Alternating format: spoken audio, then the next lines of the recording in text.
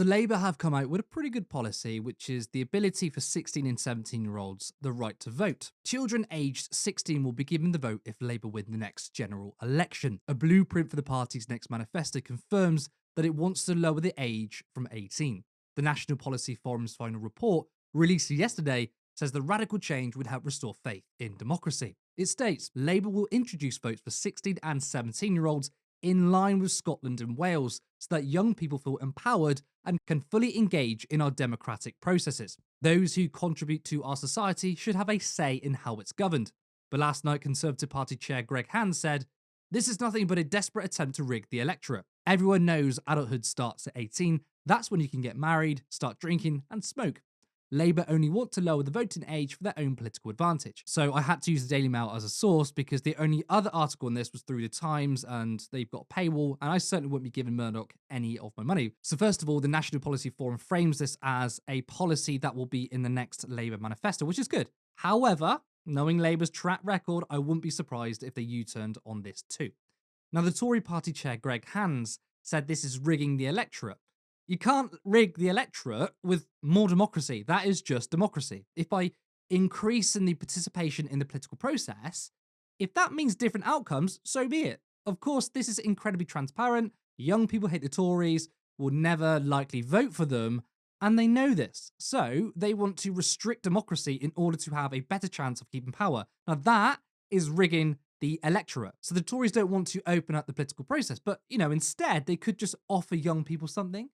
Being forced to appeal to a wider range of ages is better for democracy. And it's also strange that Hans mentioned that when you turn 18, you can drink, smoke, get married. Therefore, clearly being 60 means you're too immature.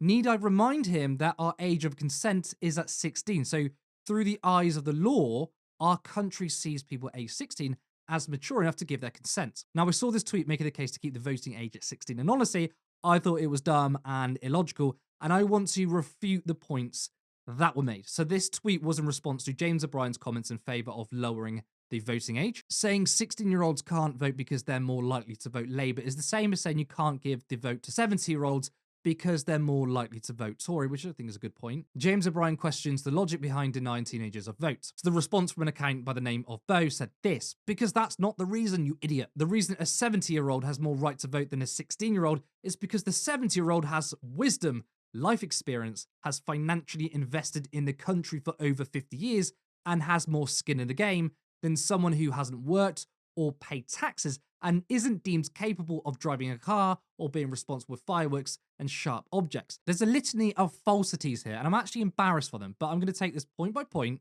Now, first up, 70-year-olds have wisdom. Age does not define wisdom, trust me, which ironically, the older I've got, the more I've realized this. There are some incredibly bright and intelligent young people, and I've seen some really stupid old people. And guess what? I've seen the opposite too. Also, if you're 70 years old, you don't have more skin in the game than younger people. 16-year-olds have their whole future ahead of them, yet they get absolutely no say in what happens. The EU referendum was a perfect example of this. General elections are every 5 years. So if you missed out because you were too young, I guess it's not so bad because most likely the next time around, you'll be old enough. But in 2016, we had a referendum in which most of us agreed it was a once in a lifetime vote, or at least a generation. All those young people didn't get a chance to vote. They were denied the chance to shape their own future, and they won't get a say in 5 years' time. No, that is it. Now, freedom of movement, let's be honest, didn't mean that much to older people, but it did for the young. Yet it was the over 65s who could decide for younger people. Now, the tweeter also claims that older people have financially invested in this country for 50 years. But, okay, but what argument are you trying to make? Yes, the older generation benefited from a much more generous welfare state, cheap housing, and some have managed to use this as a safety net for the rest of their lives, while young people can't even get on the property ladder. Yet, shouldn't we try to balance out the electorate a bit more? Not to mention, on the flip side, there are millions of pensioners in poverty. Some have very little private pensions in order to live on, and state pensions, well, they're just a joke. And guess what? All this is facilitated by the Tories, the irony.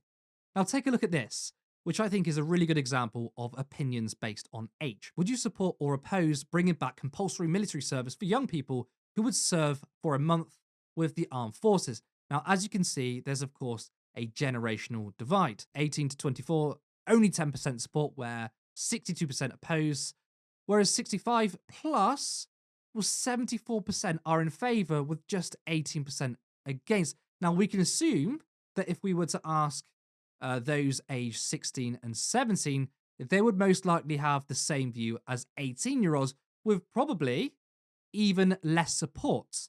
Now, this policy wouldn't affect 65 people or over, but it would affect young people. And it's worth noting that you can join the army at the age of 16. Now, this one poll does say just for 1 month, but I've seen lots of other polls which state, oh, just bring back national service, and you will find that older people generally support it, whereas younger people don't. Plus, national service ended in 1960, so there will be a lot of people aged 65 plus who took part in that survey never having to do it themselves. There's a lot of polling out there which shows the disparity of views among age. And of course, 18 to 24, let's be real here. In reality, they're going to have very similar opinions to those who are 16, 17, because it's either 1 or 2 years different. The point is that we should increase participation among younger people. Another one is education, and young people are, of course, affected by education. The Tories scrapped education maintenance allowance for people at sixth form or college, something I used to receive. That's a policy that directly affects them, yet they get no say. Let's talk about funding budgets, class sizes. Again, this affects 16 and 17-year-olds too. And contrary to what this tweeter says, that young people don't work and pay taxes, that is categorically incorrect. Some do work and pay taxes. You can work full-time at 16. I worked full-time at 17. I was paying taxes, yet I didn't have the right to vote.